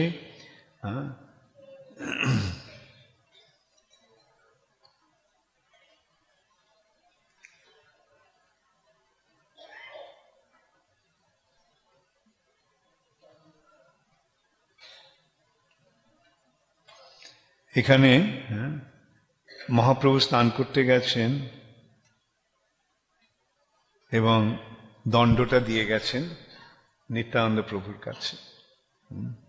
নিত্যানন্দ প্রভুকে ধরতে বলে তিনি স্নান করতে গেছেন। এদিকে নিত্যানন্দ প্রভু দণ্ডকে বললেন, দণ্ড মহাশয়, তুমি নিজেকে কি মনে করো যে যিনি সারা বিশ্বের ধারণ কর, সারা জগৎ যিনি ধারণ করেন, যার এক রোমকূপে এক একটা ব্রহ্মাণ্ড ভাসে, সে তোমাকে বহন করবে? এ আমি সহ্য করতে পারবো না বলে তিনি দণ্ডটাকে খণ্ড খণ্ড 3 খণ্ড করে দিলেন। দণ্ড হইল 3 খণ্ড। সেই দণ্ডকে তিনি ভেঙে তিনি ছুঁড়ে ফেলে দিলেন জলে। চৈতন্য মহাপ্রভু স্নান করে এসে যখন বললেন, আমার দণ্ড কোথায়, নিত্যানন্দ প্রভুর কথা তখন মুকুন্দ তাকে বললেন কি করেছেন। মহাপ্রভু শুনে বললেন, তোমরা কি মনে করেছো আমার এই সন্ন্যাস ছেলে খেলা হচ্ছে? আমি আর তোমার সঙ্গে থাকবো না। আমি বৃন্দাবনে যাচ্ছিলাম, তুমি আমাকে মিথ্যে কথা বলে পথ ভুলিয়ে তুমি আমাকে নিয়ে গেলে শান্তিপুরে, গঙ্গাকে যমুনা বলে তুমি আমাকে করলে। আর এখন আমার একমাত্র সম্পদ ছিল এই সন্ন্যাস দণ্ড, সেটাও তুমি ভেঙে দিলে, সেটাও তুমি আমাকে, তার থেকেও আমাকে বঞ্চিত করলে। আমি আর তোমাদের সঙ্গে থাকবো না বলে চৈতন্য মহাপ্রভু একলাই ছুটলেন জগন্নাথ মন্দিরের দিকে। জগন্নাথপুরীতে মন্দিরে এসে মহাপ্রভু জগন্নাথকে দর্শন করে তিনি এতই প্রেমাবিষ্ট ভাবাবিষ্ট হয়েছিলেন যে তিনি সেখানে মূর্ছিত হয়ে পড়লেন।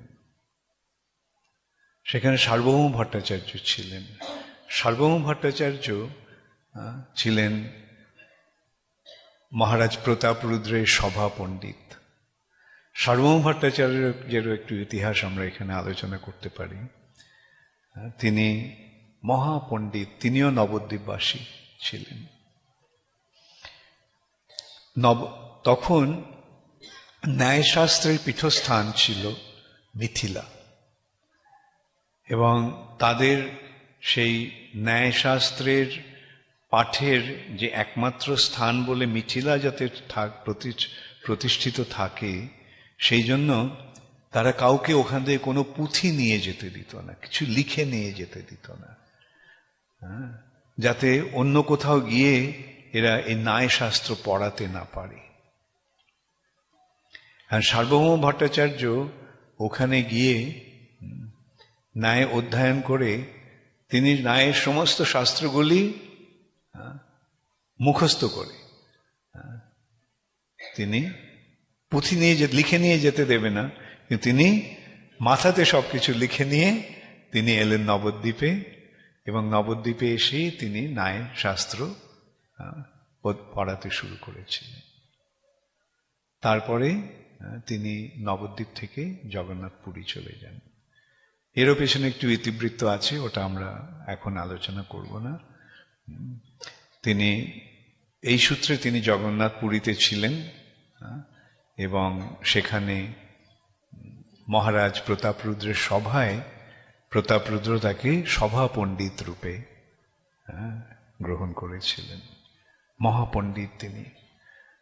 তার মতো বৈদান্তিক, বেদান্ত দর্শনে তার মতো পারদর্শী তখন কেউ ছিল না। তিনি বেদান্ত দর্শনে এত পণ্ডিত যে বড় বড় সন্ন্যাসীরা এসে তার কাছে বেদান্ত অধ্যয়ন করত। সার্বভৌম ভট্টাচার্য তখন জগন্নাথপুরী জগন্নাথ মন্দিরে ছিলেন। তো তিনি এই নবীন সন্ন্যাসীটিকে এইভাবে মূর্ছিত হতে দেখে মনে হয়েছিল যেন তার শরীরে প্রাণ নেই।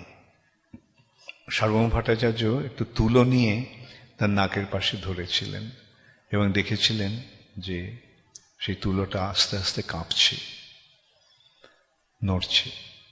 তা দেখে বুঝতে পারলেন যে এ জীবিত, এবং তিনি এটা বুঝতে পারলেন যে এটা ভক্তির প্রকাশ।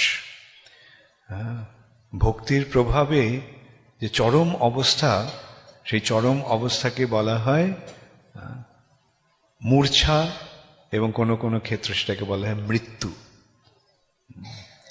ভক্তির যে অষ্টসাত্ত্বিক বিকার, রোমাঞ্চ কম্প রোমাঞ্চ কম্পাশ্রু তরঙ্গ ভাজ বন্দে গুরু শ্রী চরণারবিন্দম,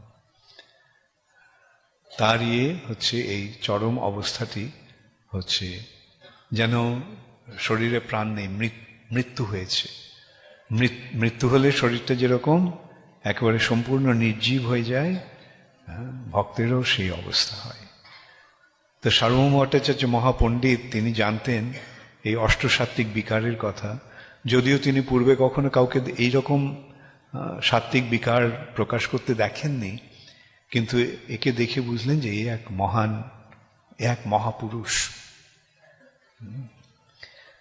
তখন তিনি তার লোকজন নিয়ে চৈতন্য মহাপ্রভুকে বহন করে নিয়ে গেলেন তার বাড়িতে। সার্বভৌম ভট্টাচার্য আর এদিকে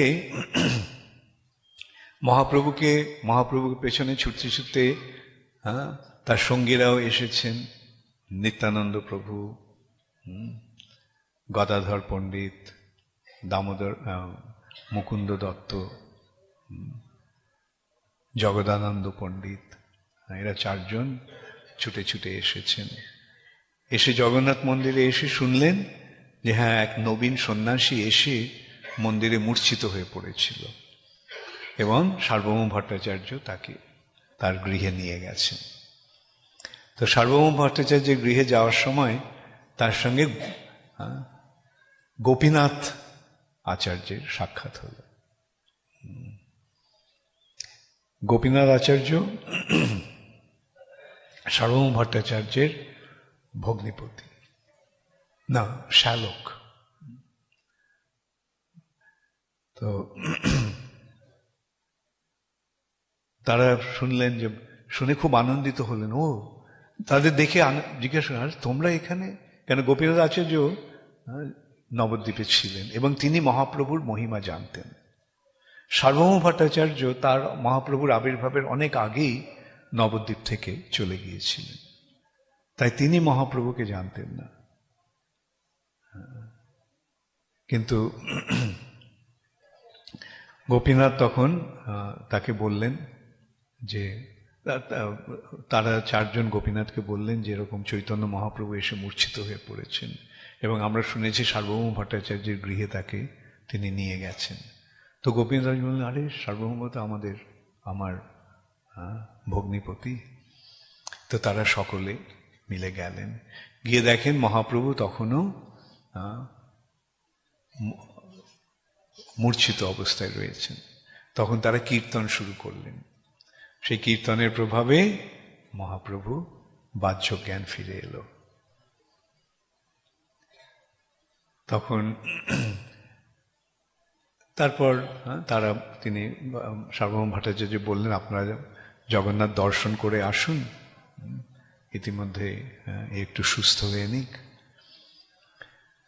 তো গোপীনাথ সার্বভৌম ভট্টাচার্য একটু তার একটা আশঙ্কা প্রকাশ করলেন গোপীনাথের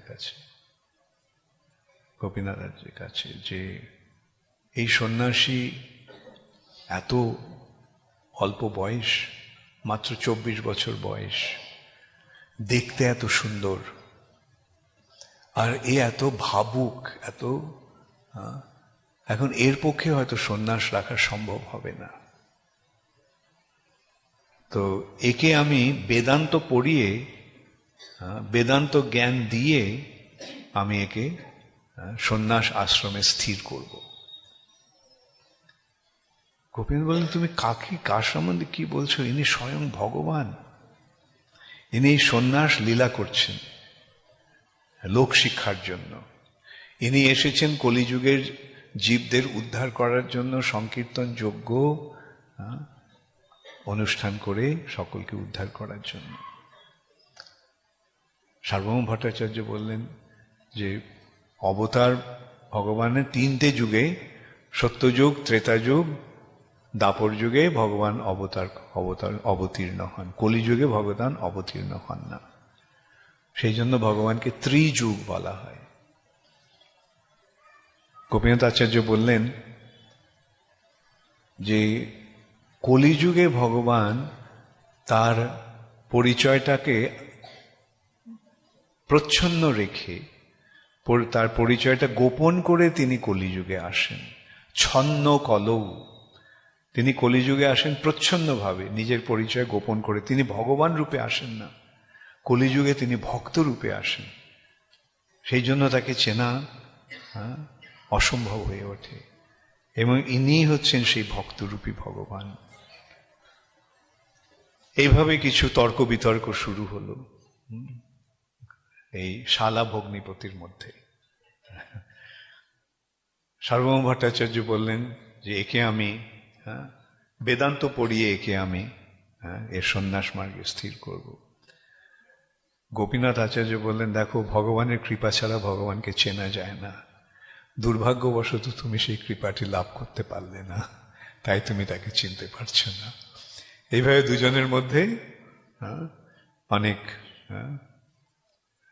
অনেক বাক্যালাপ হয়েছিল। চৈতন্য মহাপ্রভু যখন শুনলেন যে সার্বভৌম ভট্টাচার্য তাকে সন্ন্যাস দিতে চান, বেদান্ত পাঠ করে তার সন্ন্যাস আশ্রমে তাকে স্থির রাখতে চান, এবং আরেকটা এই সন্ন্যাস রাখতে চান, সন্ন্যাস দিতে চান, এটাও একটা দিকও আছে এই ব্যাপারে। সার্বভৌম ভট্টাচার্য এত বড় পণ্ডিত, যদিও তিনি গৃহস্থ, তবে তিনি ক্ষেত্র সন্ন্যাসী। ক্ষেত্র সন্ন্যাসী মানে কোন তীর্থস্থানকে অবলম্বন করে যিনি গৃহস্থ আশ্রমে থাকেন কিন্তু সেই স্থানটি ছেড়ে চলে যান না, সেটাকে বলা হয় ক্ষেত্র সন্ন্যাস। সার্বভৌম ভট্টাচার্য ক্ষেত্র সন্ন্যাসী ছিলেন, যদিও তিনি গৃহস্থ আশ্রমে রয়েছেন, কিন্তু তিনি জগন্নাথ পুরীকে আশ্রয় করে রয়েছেন, জগন্নাথ পুরী ছেড়ে তিনি যাবেন না। তো সেই সূত্রে সার্বভৌম ভট্টাচার্য বলেছিলেন যে এ ভারতী সম্প্রদায়ে সন্ন্যাস নিয়েছে।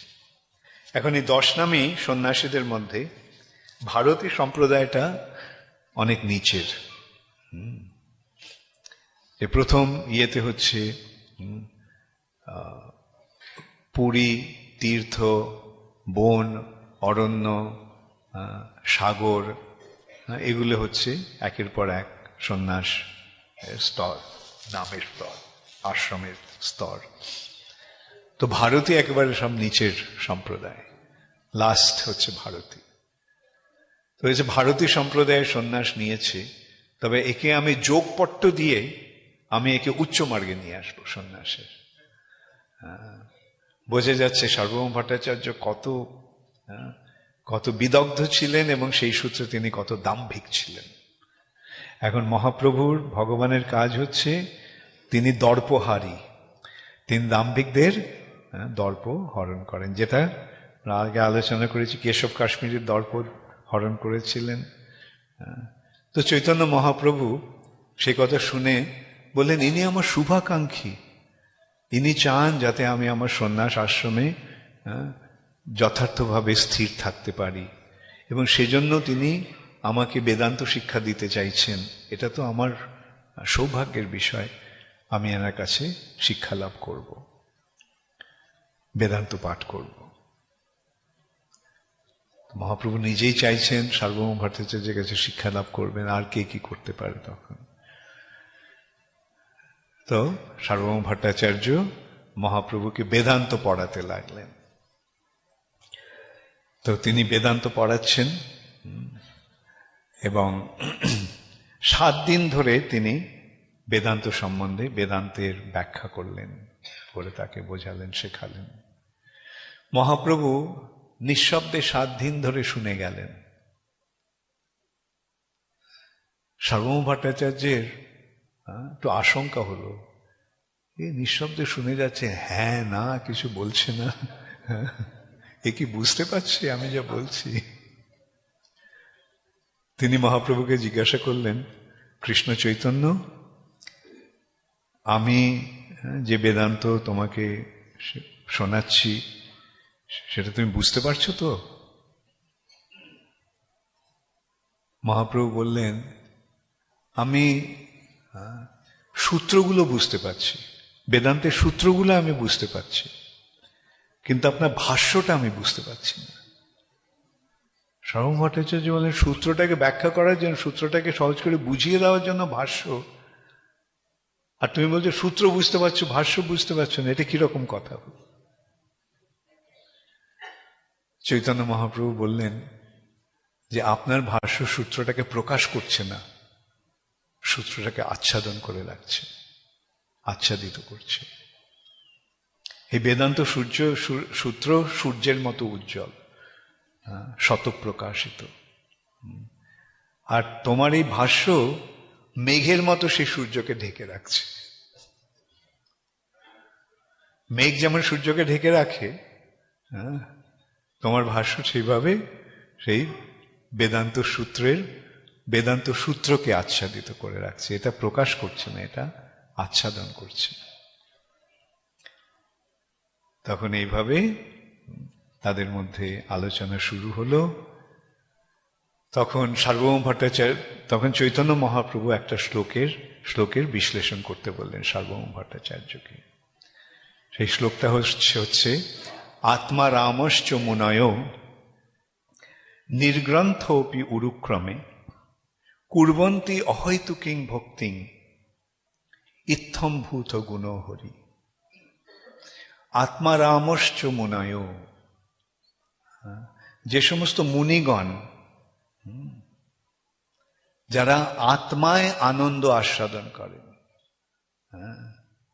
যারা দেহের আনন্দে আনন্দ আস্বাদন করেন না, দেহ সুখ থেকে স্তরকে যারা অতিক্রম করে আত্মা স্তর প্রাপ্ত হয়ে সেই আত্মায় আনন্দ আস্বাদন করেন, এবং তারা নির্গ্রন্থ, তারা সমস্ত জড় জগতের বন্ধন থেকে মুক্ত, সেই সমস্ত আত্মারাম মুনিগণ যারা সমস্ত জড় জগতের বন্ধন থেকে মুক্ত, কুর্বন্তি অহৈতুকিং ভক্তি, তারা ভগবানের প্রতি তারা অহৈতুকী ভক্তি করেন। অর্থাৎ এই যে মুক্তি স্তর, আত্মারামের স্তর মানে মুক্ত স্তর। তুমি বলছো মুক্তিটাই হচ্ছে জীবনের উদ্দেশ্য, কিন্তু এই মুক্ত স্তরে যে সমস্ত আত্মারাম মুনিগণ রয়েছেন, যারা জড়জগতের সমস্ত বন্ধন থেকে মুক্ত হয়ে গেছে, সেই মুক্ত পুরুষেরাও, তারাও ভগবানের প্রতি অহৈতুকী ভক্তি সম্পাদন করেন। তাহলে এই শ্লোকটার মাধ্যমে কি বোঝালেন তিনি?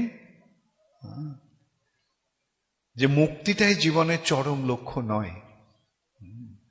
এই ভুলটা তখনকার দিনের মানুষেরা বুঝতে পারছিল না।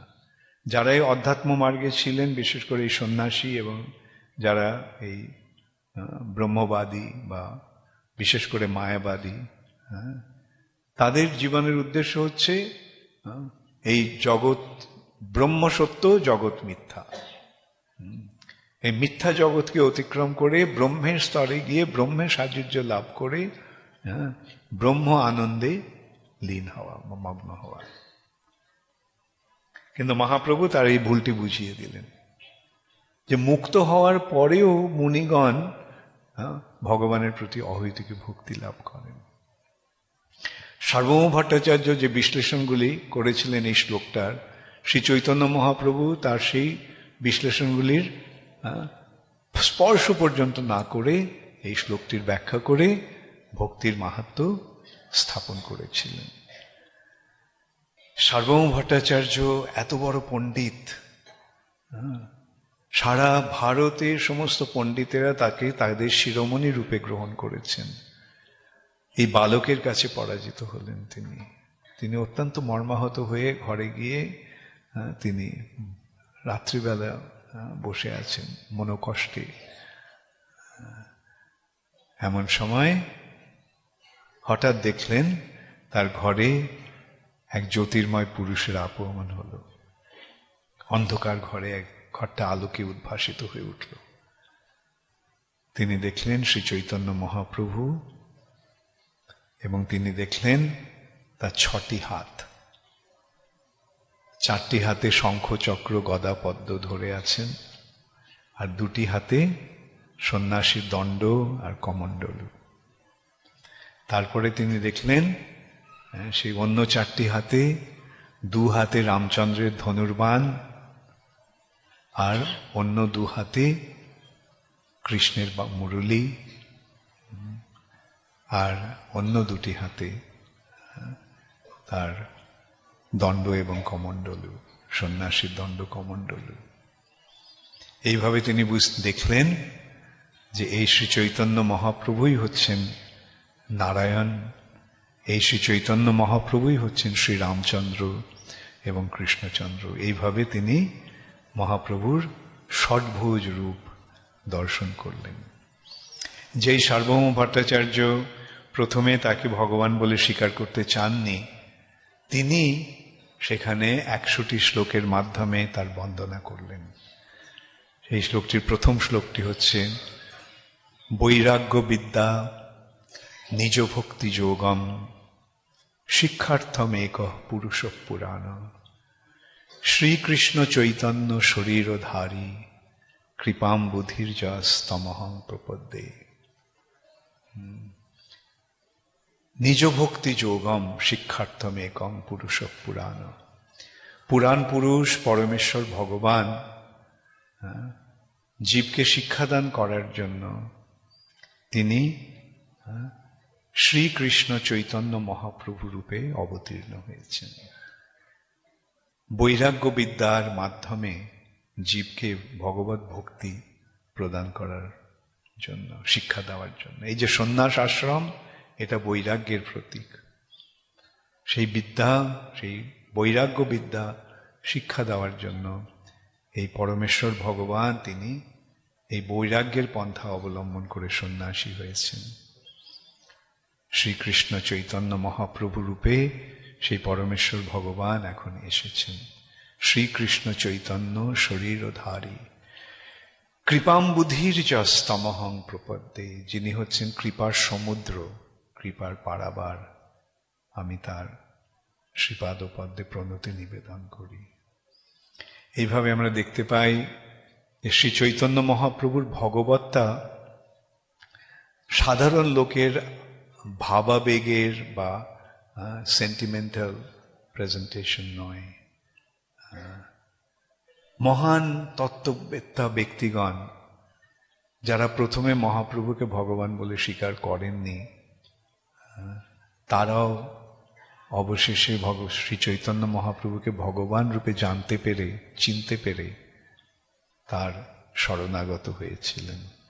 সার্বভৌম ভট্টাচার্য হচ্ছেন তার এক অপূর্ব সুন্দর দৃষ্টান্ত।